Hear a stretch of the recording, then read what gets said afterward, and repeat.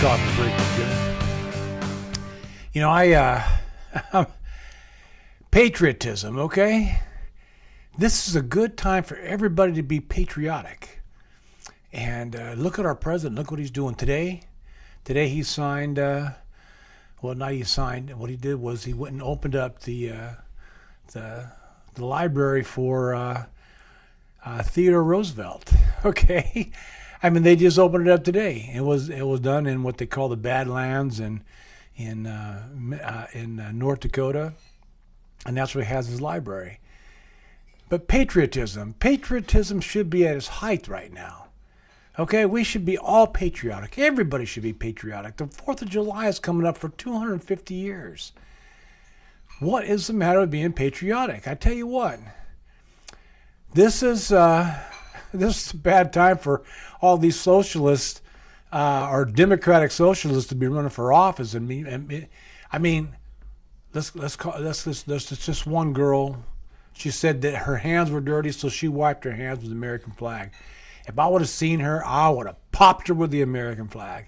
I mean, that's just so disgraceful. Even to say it is disgraceful. Okay, that's not patriotic. Anyway, patriotism. I'm a patriot. I'm a Marine. I got my flag behind me. Always do.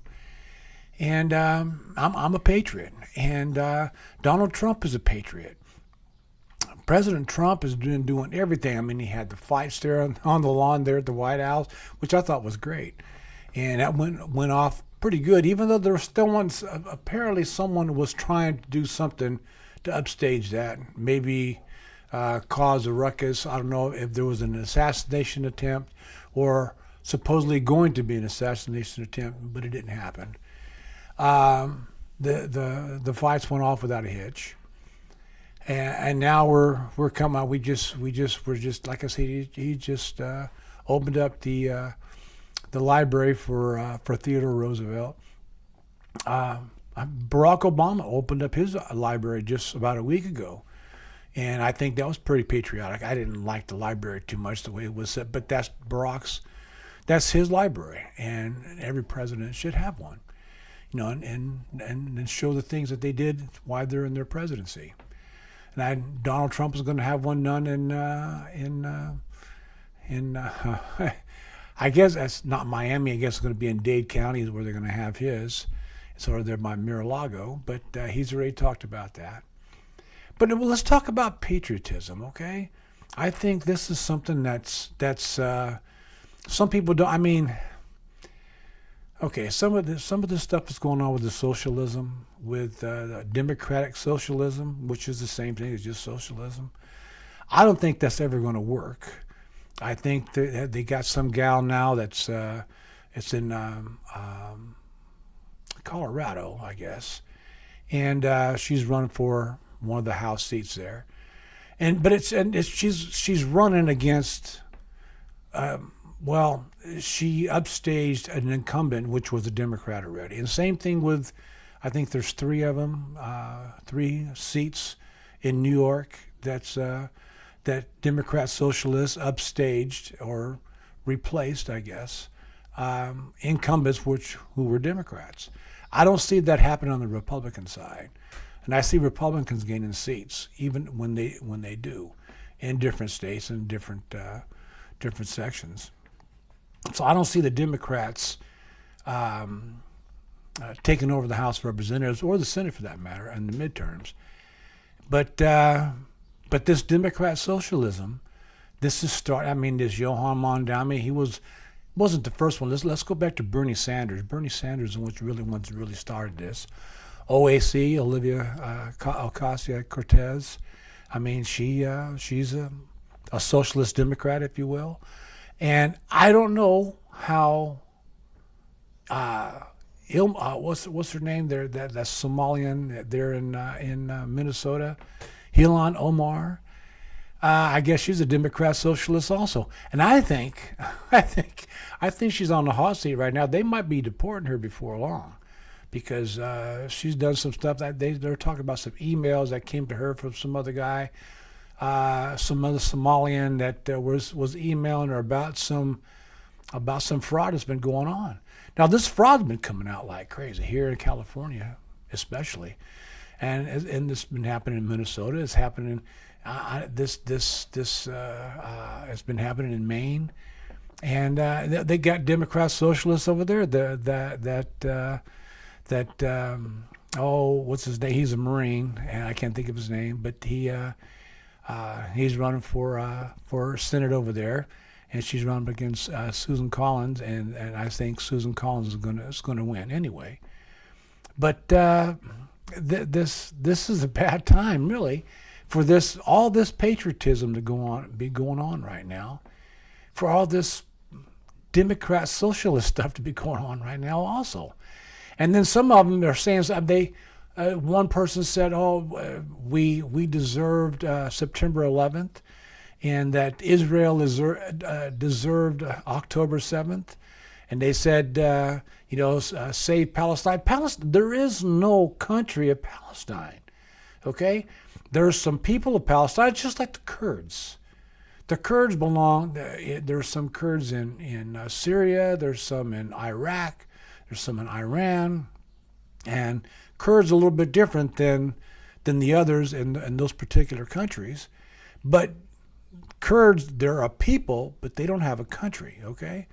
I guess they do have a Kurdistan, maybe, or Kurdistan is part of another country, like Kurdistan is part of Syria, or is part of Iraq. I'm not too sure how that all works over there. But this one guy was saying because of the uprising we made in the Middle East, the only way for them to strike us back was to knock down the Twin Towers and attack the Pentagon and have another plane apparently going either after the Capitol or after the White House. They forget about that one that went down in Pennsylvania. So did we really deserve all that? No. This was something that was done by a guy named Osama bin Laden. Okay, he's the one that arranged all that. Now, he was from Saudi Arabia. But I guess he was kind of an outcast of Saudi Arabia at the time. And so were some of these people in Saudi Arabia were kind of outcasts, and they're the ones who came over here and did all this damage. But they want to say it's the Saudi Arabians. I don't believe the Saudi Arabians. I don't think the Crown Prince or the King of Saudi Arabia had anything to do with that. But that's what they're trying to say. But anyhow, let's be patriotic, folks. I mean, the 4th of July is, today's the 1st, so it's 3 days away. And we need to be patriotic, and especially this time, it's 250 years of existence. And I remember when it was 200 years. I remember 50 years ago when they had, in 1976. And we had a good time then. We had a good time. And of course, this was just before I went in the Marine Corps. I went in the Marine Corps in 1978. But it was a good time back then. And I think we can have a good time right now at 250. And there's a lot of people out there that are patriots, that are really doing their best to be patriotic. And there's some people out there that are just being shitheads. And they have, okay, let's kind of go to the cause and effect of all this, okay? Years ago, because I was a little bit of a history buff, I liked history. I was more of a science and math kind of guy, but I liked history. And I still like to hear good, stories about historical feats that has happened over the years. And today, and it's been going on even when my kids were in school, they don't teach U.S. history like they did when I was in school. They didn't teach world history like they did when I was in school. And a friend of mine told me the other day when we were growing up, he goes, when in the 60s and 70s, we were growing up and our parents, we didn't have phones and iPads, and we didn't have Sonic the Hedgehog or any of these games to play back in those days, okay? I think Pong came out in the mid 70s, I think. But before that, we went out and we played ball, we rode bikes, we did different things that we had fun with. And we didn't have to worry about people doing anything to us, because that stuff just wasn't what was going on. They weren't kidnappings. They're kidnapping kids or kidnapping girls and raping them and doing things like they're doing today. Parents today has to worry about a lot more of that stuff, because that stuff is going on a lot more than it ever did when I was growing up. But still, we had to make decisions at that time of what we're going to do and how we're going to do things. And that kind of went along with making decisions, your regular everyday decisions in life. Everything you do, there's consequences that befall you, that on the decision making. Okay, consequences always are from your decision making. And in those days, we did stupid things sometimes, and we suffered the consequences. But at the same token, we did things sometimes because this is what we were supposed to do. We're supposed to make up our minds to do what we're going to do and to do the right things. Our parents would tell us what were the right things to do and what were the wrong things to do. And then there was consequences to suffer if you did the wrong things, right? So always try to do the right things, and you always had fun, and you always had little bumps and bruises, but that was all part of growing up. It's not the same anymore for kids today. And younger kids today, they think socialist, they think being a socialist is like being sociable.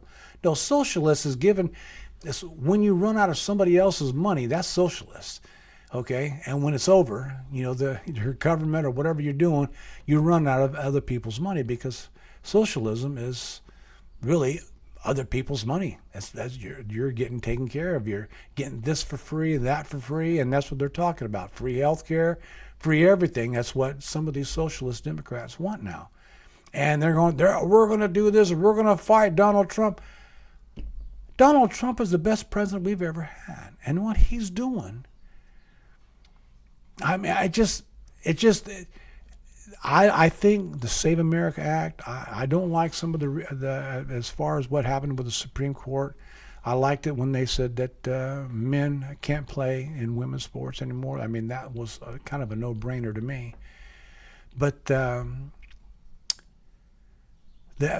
part where it was 5-4, and a couple of conservative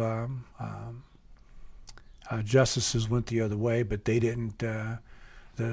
As far as having, a birthright citizenship, that was like anyone that was born in America automatically got birthright citizenship.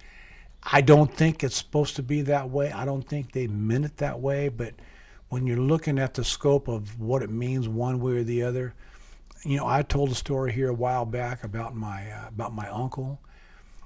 He came here to this country. Well, he didn't come to this country. His parents came to this country. They immigrated legally, went through Ellis Island, the whole bit, and he was born here. They lived here for a few years, and then my uncle's parents decided they wanted to go back to the Azores Islands, and so they went back. And my uncle was 2 at the time, and when he turned 18, he came back. He immigrated back to the United States. And now, actually, he had citizenship because he was born here. Now, back in those days, that's kind of how it worked. The 14th Amendment was made for black babies that were born to black slaves that were now freed, and they wanted to have birthright citizenship. Anyone who was born here in the United States. And it was mainly for the black slaves that were freed. Their babies, their children are going to have birthright citizenship. And that's what the 14th Amendment was all designed for. And so we've had immigration since then. But it's always been immigration that where you'd come through, you'd show your paperwork, you would have a sponsor, and they would have you come over here. There'd be a job waiting for you. You'd fend for yourself while you were here. You report in, you pay taxes like anybody else, and that's the way it was done. That was legal immigration back in those days. And so kids that were born here, I mean, if you want to talk about it, talk about my parents and my grandparents, they came here, they legally came over here. All my parents and all my aunts and uncles were born here, and except for my uncle that married my aunt. He was born here, then went back and came back here. Now that kind of birthright citizenship is just a little bit different. What they have now is they have like Chinese people in China. You got a woman who's pregnant. She's going to have a baby within the next month or so. So they bring her over here to the United States. She gets immigration, legal immigration. They fly her over here to the United States. They have a birthing setup, deal set up for people like that. They have the baby. The baby gets birthright citizenship, and then they fly back to China. And now when this kid comes back, when he wants to come back to the United States when he's 18 years old, he's automatically a citizen because he was born here. He was here one day. And probably not going to be friendly to the United States. And that's the whole thing. If a person's going to have some kind of citizenship, they've got to, I was in the 8th grade, and when I had to pass a Constitution to even go to high school, it was something I had to do. I had to pass the Constitution, so I studied the Constitution in the 8th grade. That was part of the deal to go to high school. And they don't do that anymore, I don't believe. But the whole thing is, if you want to be a citizen and you're not born here, but you want to be a citizen, then you have to pass the Constitution. You have to read up on the. You have to take classes on the Constitution. You have to assimilate to our way of life. And that's not happening anymore. So this birthright citizenship, Save America Act, when this gets passed, and it will. It'll be attached somewhere along with this FISA warrants, what the president's got to sign, and the Democrats and Republicans want that done. And if they want that done, the Save America Act is an 80-20 thing, okay? 80% of the people or 85% of the people want this Save America Act, legal voting, okay? This is something that the people want. If that gets passed, I'm not too worried about this birthright citizenship thing, because then, in order to get, something's going to give there. It's Justice Thomas don't believe it's going to last that long. The way the way it was a 5-4 vote, and I think it'd be changed here before long, maybe before Trump's out of office. So. But anyway, let's be patriotic. The 4th of July is coming up. Let's be patriotic. And and anyone that don't like our flag, you can get the fuck up. Excuse me. You can get the hell out of my country if you don't want to back up the American flag and our Constitution. Okay? Anyhow, this is Coffee Break with Jimmy. And please subscribe. Hit that alarm bell. Again, pardon my language. And hit that alarm bell and share, and I'll see you next time on Coffee Break. Thanks.